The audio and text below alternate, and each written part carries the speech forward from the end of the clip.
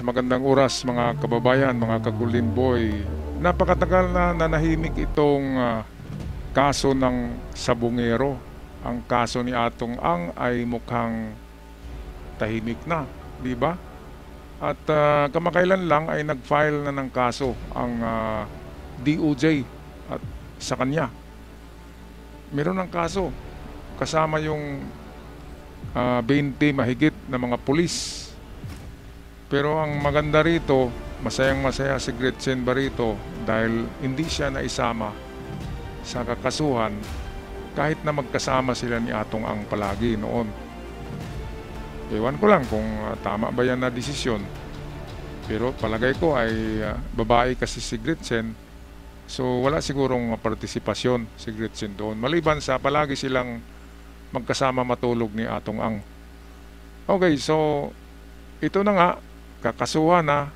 Ang tanong, makulong ba si Atong Ang? Well, pakinggan natin ang balita dito kung malakas ba talaga ang ebidensya laban kay Atong. Meron tayong video, hiram natin sa Inquirer today. Atin pakinggan. Prosecutors indict businessman Charlie Atong Ang and 21 others for the death of several sabungeros. In a press statement, the Department of Justice states that Ang faces 10 counts of kidnapping with homicide and 16 counts of kidnapping with serious illegal detention.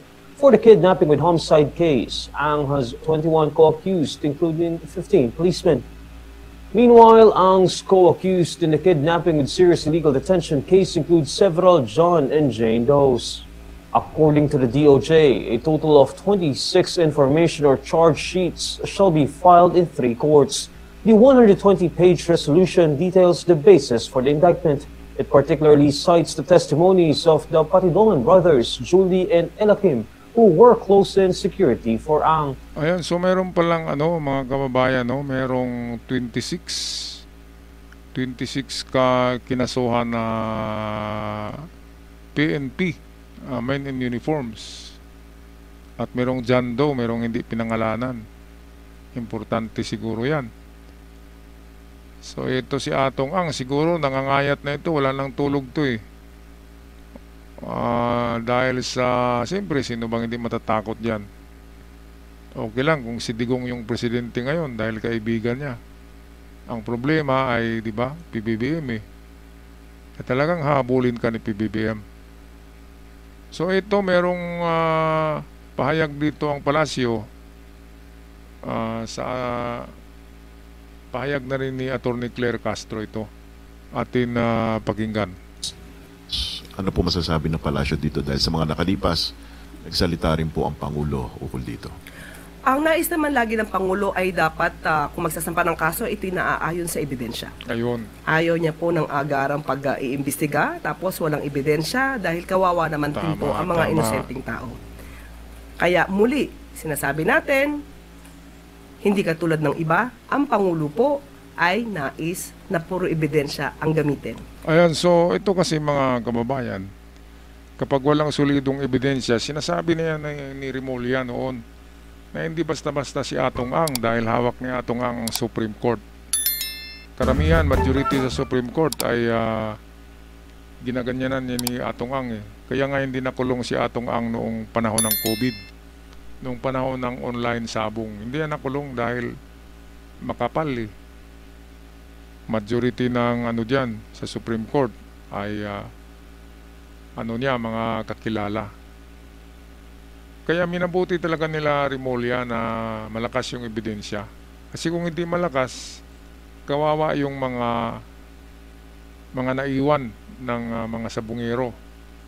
Yung mga witness, kawawa yung kasi madismiss ang kaso eh kapag hindi solido ang ebidensya. Kaya kailangan solidong-solido. Ako nga lang ay nagtaka na saan na yung DNA ng mga buto. No, mga kababayan? Yung mga buto ng tao sa Taal Lake. Nasaan ang DNA? Bakit natigil? Baka naganyanan na rin, no? Baka pinadalhan ng isang truck, eh. Isang truck na, na pera. Diba? Kaya natigil yung DNA test sa mga buto. Dapat pinagpatuloy pa rin yun. Kasi isang buto lang doon na mag-match sa mga nawawalang sabungero, tapos na. let's go home na. Ang kaso tapos na. Kaya hindi pinagpatuloy eh. Baka makatsamba. Baka mayroong DNA na compatible sa mga biktima. Kapag ganun ay wala na. Talo na si Atong Ang doon. Kaya walang solidong ebidensya. Makawala pa rin si Atong Ang diyan. Bilyon-bilyon ang bibitawan niya na pera eh. Siyempre, yung mga judges, bigyan mo ng tig 100 million yung kada isa. Kayang-kaya ni Atong Ang yun. Sino bang hindi tatanggap dyan? 100 million ay makapagpatayo ka na ng dream house mo niyan. Di ba mga kababayan? Kaya masisilaw talaga ang tao sa pera. Masisilaw talaga. Kahit ako bagsakan ako ng 100 million sa harapan ko, tapos judge ako, baliktarin ko lang yung kaso, ay talagang magdalawang isip ka niyan. Kung mayroon kang problema, may malaking kang utang, di ba? Hindi tangkapin mo yung pera. Kaya napakahirap talaga niyan sa mga judges kasi si Atong Ang nag-o-offer. Tapos iniisip mo na mali yung pagbaliktad ng kaso. Pero wala kang magawa eh. Kapag isang truck yung ipadala sa'yo na pera, talagang babaliktad yung isip mo eh. Mga kababayan, di ba? Grabe. Grabe, sobrang yaman tong sabungero na to. Diyos ng mga sabungero. O ngayon, punta naman tayo sa ibang balita. Ito yung pagkakaso din kay Bong Revilla. Ito nga, kahit nga kaibigan ni PBBM to eh. Bong Revilla, kasama to ni PBBM sa alyansa. Pero ngayon, anong ginagawa, di ba? Kinakasuhan ng ICI. Ito, pakinggan natin ha. Balita ito tungkol kay Bong Revilla. Hain kanina ni dating Senador Ramon Bong Revilla ang kanyang kontrasalaysay sa Department of Justice. Kaugnay ito ng reklamong paglabag sa Republic Act 1319 o Anti-Graft and Corrupt Practices Law. Nasama ang pangalan ng dating senador sa reklamong kaugnay ng Ghost Flood Control Project sa Bulacan. Ito ay matapos siyang pangalanan ni dating Department of Public Works and Highways Undersecretary Roberto Bernardo na tumanggap umano ng kickback sa maanumalyang proyekto. Maliban sa kanyang counter-affidavit ay nagsumite si Mr. Revilla ng mga ebidensya na magpapatunay na lahat ng nilalaman ng mga aligasyon, akusasyon at reklamo laban sa kanya ay pawang kasinungalingan at kasinungalingan lamang. Ay nako, baka ang sinungaling ay ikaw, yung nagsalitang babae. Tsaka yung amo niya, si Bong Revilla. Nakulong na nga niya noon eh. Nakulong na si Bong Revilla, ibig sabihin, he can do it again, di ba? Katulad kay Jinggoy, nakulong na pero ginawa pa rin. Kaya himas rihas na naman tong dalawa. Di ba? Pero madaling makalabas yan eh. Mga 5 years lang yan, makakalabas na yan. Pero 5 years is, ano yan, hell of the cell. Hell in the cell. Yan ay impyerno pa rin yan. Ikulong ka ba kahit isang linggo lang? Magkagusto ka ba yan? Hindi ba yan impyerno? Impyerno yan eh. Nakalabas na nga yan eh, tapos inulit pa naman niya. Ako'y nagtaka, itong sino bang nagdisenyo nitong tinatawag na flood control projects? Ito ba talaga ay dinisenyo na maglabas sila ng malaking budget para sa flood control? 54 billion ba yun? Sa flood control sa isang taon o 100 billion? Nakalimutan ko na. So, bakit nagdisenyo sila ng ganyan na malalaking budget sa flood control? Iyon pala ay alam nila na may mga komisyon ang mga senador at congressman, lalo na ang mga congressman. Congressman ang nagkikinabang dyan eh sa mga ganyang project sa kada distrito kasi representative sila. Kaya ito ba talaga ay dinisenyo ang flood control para sa malaking kickbacks ng lahat ng senado at congressman? Sila kasi ang nagmi-meeting niyan eh. Ibig sabihin, gumawa sila ng malaking proyekto, kuno. Ito yung flood control kasi palaging nagbaha ang Pilipinas. Ang purpose pala ay kurakutin, di ba? Kurakutin nila Ay nako, grabe.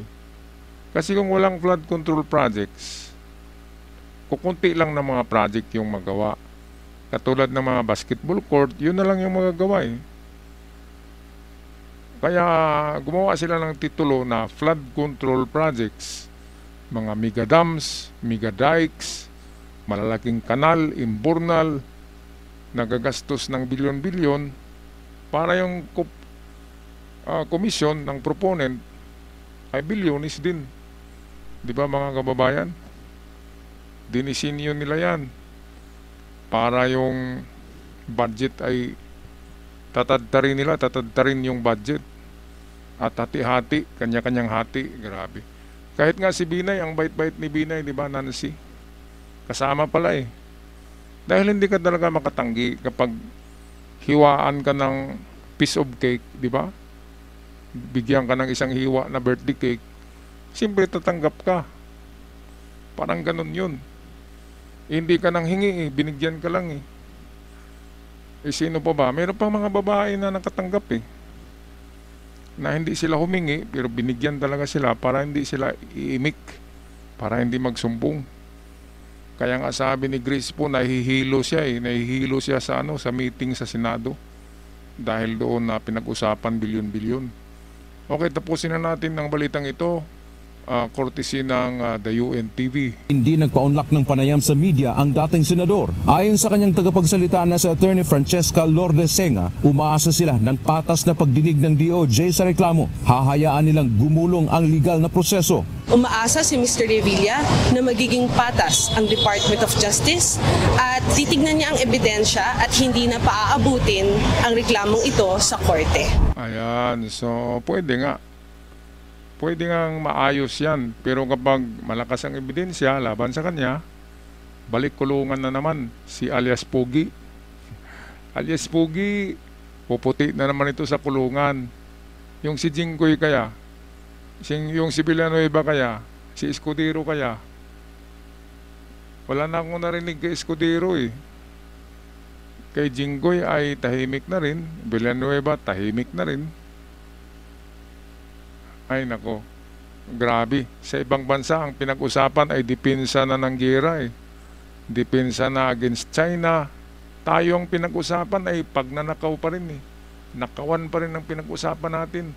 Ang layo-layo natin sa Japan. Ang Japan, ang pinag-usapan doon ay gera, depensa against China. Tayo ay wala eh. Hindi tayo nag-uusap ng ganyan eh. Ang pinag-usapan ng Kongreso at Senado, pera pa rin eh.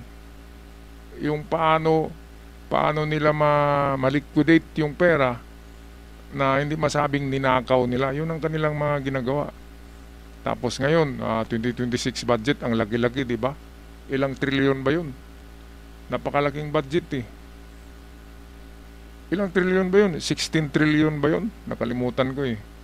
Basta malaking ang budget ng year 2026. Trilyones. Kaya yung utang natin, madagdagan na naman yun. Imbis na bayaran na ni PBBM yung mga interes, ngayon ay uutang na naman, siyempre. Para pang nga sa mga projects ng mga kawatan na congressman at senador. Ay nako, Pilipinas. Bakit nga ba hindi tayo gagawa ng plebisito? Magpasakop na lang tayo sa Amerika. Tayo yung pang 51 state of America. Papayag ang Amerika niyan. At wala na tayong problema kasi wala nang kawatan. Sa Amerika, kahit 10 piso lang yung nakawin mo, ay talagang makulong ka doon. Malaki man o maliit ang ninakaw mo, kulong ka doon sa Amerika. Iba ang batas doon. Kaya kung ako ang presidente, gagawa ako ng plebisito na yes or no, pasakop tayo sa Amerika. Yan ang hindi gagawin ng ating gobyerno kasi wala nang mga senador eh. Wala na tayong mga senador, hindi na sila maka-kickbacks, hindi na sila makapagnanakaw, kaya hindi sila papayag ng ganyan na magpasakop tayo sa Amerika. Kasi wala nang nanakawin eh. Kasi ang gobyerno ng Amerika, talaga yan, stricto yan sa mga ganyan. Walang nakawan doon, wala. Wala doon, kahit yung eleksyon na magbabayad ka sa bibilhin mo yung mga boto, wala yan. Malinis sa Amerika. Only in the Philippines. Grabe talaga ang Pilipinas. Alright, anong masasabi niyo dito mga kababayan? Atong Ang, Bong Revilla, sino pa ba yung isa? Makukulong kaya ang mga ito? Paki-comment na lang sa ating comment section. At sa mga bago pa lamang nakabisita sa ating channel, huwag kalimutan mag-subscribe. Hanggang sa muli, love and peace sa lahat ng tao.